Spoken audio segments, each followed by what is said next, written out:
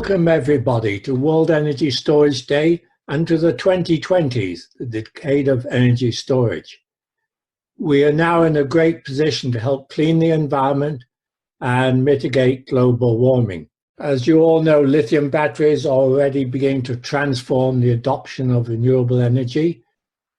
They're allowing us to reduce CO2 throughout the world using solar, wind, and load shifting so we can eliminate dirty peaker power plants. As you all know, international collaboration is essential these days.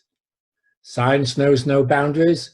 For example, a Nobel involved 3 of us from Japan, UK, and USA, and perhaps even more important, global warming and the virus knows no boundaries. There are no such things as boundaries anymore. The future is bright for storage, and lithium batteries are ready to go.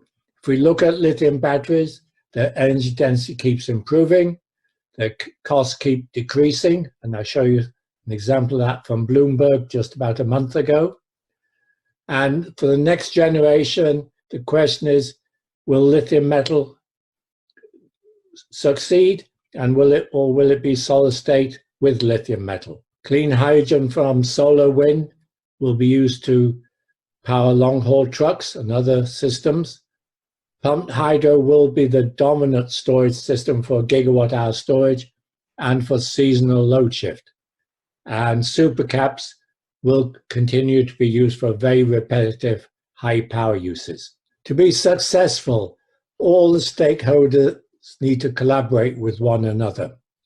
That's the researchers, the investors, in particular our industry producers, government, and the end users. The time is now. We can succeed together.